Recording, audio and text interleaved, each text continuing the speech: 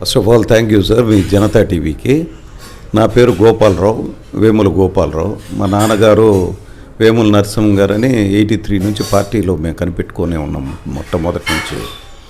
నడి మధ్య 2002లో మా నాన్నగారు ఇండిపెండెంట్గా పోటీ చేశారు జెడ్పీటీసీగా. మా నాన్నగారు ఫస్ట్ నుంచి 65 నుంచి సర్పంచ్గా ఉన్నారు గ్రామానికి. ఇప్పటికైతే ఆయనకైతే ఓటమే లేదు. తర్వాత డైరెక్ట్ ఎలక్షన్లో మండల్ ప్రెసిడెంట్గా ఎలక్ట్ అయ్యారు, ఫస్ట్ మండల్ ప్రెసిడెంట్. తర్వాత 2 సార్లు జెడ్పీటీసీగా కూడా ఎన్నికయ్యారు. రెండోసారి ఇండిపెండెంట్గా లింగసముద్రం మండలం ఇండిపెండెంట్గా మా నాన్నగారు జెడ్పీటీసీ ఎలక్ట్ అయ్యారు. నాకైతే రాజకీయాలు అంత ఇదిగా నేనైతే మా నాన్నతోటే ఉన్నాను, కానీ నేను పార్టీ పదవులు ఏమి అనుభవించలేదు పెద్దగా. నేను 2000లో 2002 ఆ టైంలో మా నాన్నగారు జెడ్పీటీసీగా పోటీ చేసినప్పుడు ఇండిపెండెంట్గా నేను మా ఊరు ఎంపీటీసీగా పోటీ చేసి ఒక 4 ఓట్లతో ఓడిపోయాను. మా మామగారి మీదనే, సొంత మా అమ్మ తమ్ముడి మీదనే. ప్రస్తుతానికి మండల పార్టీ అధ్యక్షుడిగా ఉన్న లింగసముద్రం మండలానికి పార్టీ అధ్యక్షుడిగా ఉన్నాను. సహజంగానే పార్టీకి మేము ఎప్పుడు కూడా అది పార్టీ లైన్స్ కట్టుబడి పార్టీకి న్యాయంగానే ఇది చేస్తుంటాం, కానీ ఎవరితో కాంట్రవర్సీకి పోము. వీలున్నంత వరకు ఎంఆర్ ఆఫీస్ కానీ డిపార్ట్మెంట్లో మాకు చేతనైనంత వరకు బ్రతిమలాడుకొని మా పనులు చేసుకుంటూ పోయేవాళ్ళని, పార్టీని కూడా అట్నే నిలుపుకుంటూ వచ్చాం. ఎవరితో నాకు అంత కాంట్రవర్సీస్ లేదు. ఎవరైనా కొంచెం ఇదిగా ఉన్నా దగ్గరికి పోయి పిలుచుకొని బతిమలాడుకొని పార్టీ లైన్స్లో నడిపించుకొని పోయేటోళ్ళమి. సార్, ఇప్పుడు మరి ప్రభుత్వం ఏర్పడి సంవత్సరం అయింది. ప్రజల దగ్గర నుంచి మీకు ఎట్లాంటి ఒత్తిళ్ళు ఉన్నాయి? మీకు ప్రెజర్ ఎలా ఉంది? ఇప్పుడు మన పథకాల అమల్లో కానీ ఎలా ఉంది మీకు ఇక్కడ పాలన పరంగా? గ్రామాలలో మీరే కదా సమస్యలు ఎదుర్కొనేది. ఒత్తిళ్ళు అయితే ఇప్పటికేమీ అంత ఇదిగా ఏం లేదు, ఎందుకంటే గవర్నమెంట్ ఫామ్ అయ్యి కూడా 8 months వస్తుంది. అన్నీ ఒకేసారి జరగాలని ఆశించడం కూడా కరెక్ట్ కాదు. ప్రస్తుతానికి జనాలకి రైతులకు కావాల్సిన పనులు ఈ డిపార్ట్మెంట్లో మండల కేంద్రంలో కానీ ఏమైనా పాస్బుక్స్ అటువంటి రెవెన్యూలో పనులు అయిపోతున్నాయి. పోలీస్ డిపార్ట్మెంట్లో కూడా చిన్నవి ఉన్నా కూడా కూర్చోబెట్టి అమైకబుల్గా సెటిల్ చేస్తున్నాం. అదే సమస్య ఏం లేదు. ఇంకా వర్క్స్ అంటారా, కార్యకర్తలకు ఇంకా ఫుల్ చేయలేకపోయాం, ఎందుకంటే గవర్నమెంట్ వచ్చి 8 months కాబట్టి ఇంకా నిలదొక్కోవాలి కదా గవర్నమెంట్. అందుకని జనాల్లో అంత రిగ్రెట్స్ అంత ఇబ్బంది ఏం లేదు ఇప్పటికైతే. మరి ఇప్పుడు ప్రజెంట్ పాలన ప్రతిపక్షాలు ఏమైందంటే ఇచ్చిన హామీలు అమలు చేయట్లేదు అంటారు. ఇప్పుడు పాలనాపరమైన విమర్శల మీద మీ అభిప్రాయం ఏంటి? అవి ఎవరైనా చేసేదే కదండి అపోజిషన్లో ఉన్నప్పుడు. ఇప్పుడు ఇంతకుముందు వాళ్ళ గురించి చెప్పాలంటే మేము చాలా చెప్పొచ్చు. అసలు ఏం జరిగింది, అసలు పాకెట్లో డబ్బులు వేశారు కానీ, జేబులు వేశారు కానీ, ఇంకొక రకంగా అవి ఖర్చు పెట్టిస్తూ ఉన్నారు, కానీ డెవలప్మెంట్ అనేది లేదు కదా. రోడ్స్ కానీ ఏమున్నాయి ఇంతకుముందు? మా గవర్నమెంట్లో ఇప్పటికి అన్ని రోడ్స్ ఇప్పుడు సిమెంట్ రోడ్లు వచ్చున్నాయి. కార్యకర్తలు ఏమైనా వర్క్స్ వస్తే డిస్ట్రిబ్యూట్ చేస్తున్నాం, అందరూ చేసుకుంటున్నారు, ఇబ్బంది ఏం లేదు. ముందు డెవలప్మెంట్ మెయిన్ కదా. డెవలప్మెంట్ అయితే న్యాచురల్గా మిగతా ఈ సోర్సెస్ ఆఫ్ ఇన్కమ్ ఎలాగో పెరుగుతుంది. మా గవర్నమెంట్ వచ్చిన తర్వాత పెన్షన్స్ ఇస్తున్నాము. 2000 మేమే 2000 పెన్షన్ అప్పుడు ఇస్తున్నాం. జగన్ గవర్నమెంట్ వచ్చినాక 3000 5 సంవత్సరాలకి ఇచ్చారు వాళ్ళు. ఇప్పుడు మేము రాగానే 4000 ఇస్తున్నాం. అది 1వ తారీఖు ఖచ్చితంగా 1-2 లోపు డిస్పర్స్ చేస్తున్నాం జనాలకి, ఎక్కడ ఆగట్లేదు సార్. ఇప్పుడు గవర్నమెంట్ వచ్చిన తర్వాత ఇంతకుముందు గవర్నమెంట్ చేసిన అరాచకాలకే అవి సెటరేట్ చేసుకునేకే టైం అయిపోతుంది. ఇప్పుడు అమరావతిని పునర్నిర్మాణం, నిన్న మోడీ గారు వచ్చారు రాష్ట్రానికి, ఆయన ఏదో హామీ ఇచ్చారు. ఇంక ఇవన్నీ పునర్నిర్మాణం జరగాల.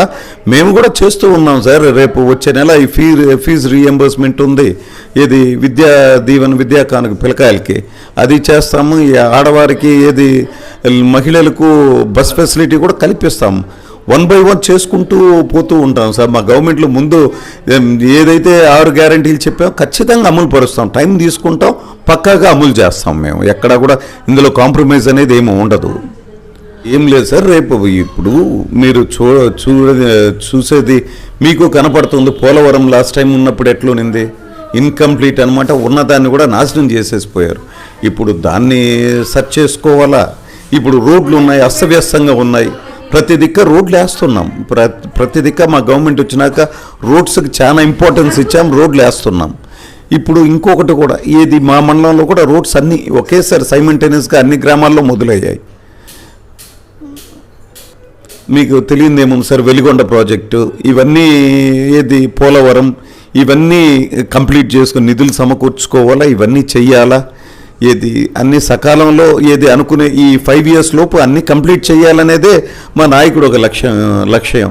మీకు తెలియదేముంది, చంద్రబాబు గారు అంటే ఒక బ్రాండ్, అది ఇంటర్నేషనల్ బ్రాండ్. దాన్ని ఎవరు అవునన్నా కాదన్నా అది ఏది he is a visionary leader sir.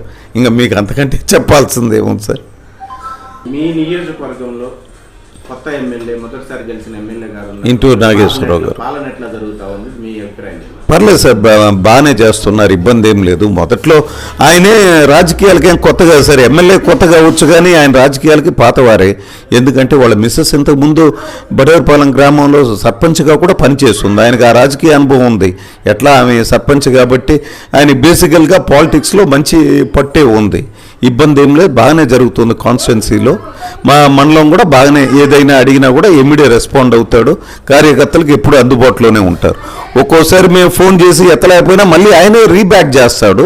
పర్లే, is a very nice man, బాగానే చేస్తున్నారు, ఇబ్బంది ఏం లేదు. మాకు చెప్పున్నాం సార్, మా ఎమ్మెల్యే గారికి కొద్దిగా సిమెంట్ రోడ్స్ ఉన్నాయి, మాకు బరియల్ గ్రౌండ్స్ అవసరాలు ఉన్నాయి కొన్ని గ్రామాల్లో. విషయం చెప్పుకోవాలంటే మా గ్రామంలోనే బరియల్ గ్రౌండ్ లేదు, అది మా ఎమ్మెల్యే గారి దృష్టిలో పెట్టున్నాం మేము. ఆయన ఏది ఇప్పుడు శాంక్షన్ చేపిస్తానని మాట ఇచ్చున్నారు ఆయన. ఇబ్బంది ఏం లేదు మాకైతే,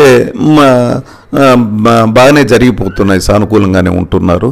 మాకు కావాల్సిన పనులన్నీ ఏమి ఇబ్బంది కూడా ఏం లేదు. ఆయన ఫండ్స్ తెస్తున్నాడు, ఎట్లా తెస్తున్నారో ఎట్లా బతిలాడుకుంటున్నాడో తెలియదు కానీ మాకైతే కావాల్సినవి మాకు ఏది కాదనట్లేదు ఆయన.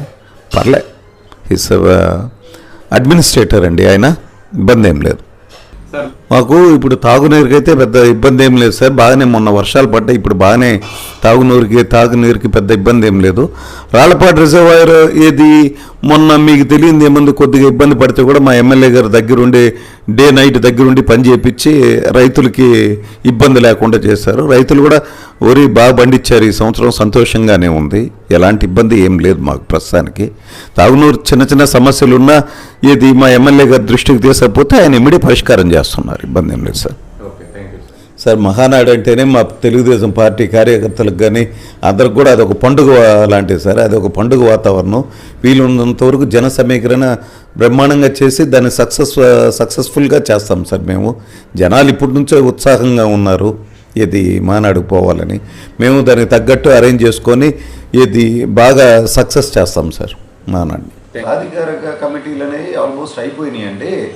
ఇంకా రేపు గ్రామ కమిటీలు అంటారా, నా పర్సనల్ ఒపీనియన్ అయితే పాతోళ్ళనే ఉంచితే పోద్దనేది నా పర్సనల్ ఒపీనియన్. ఎందుకంటే అధికారం లేనప్పుడు వాళ్ళు పార్టీ కోసం కష్టపడి డబ్బులు కాజేసుకొని ఇది చేస్తారు, అది నా పర్సనల్.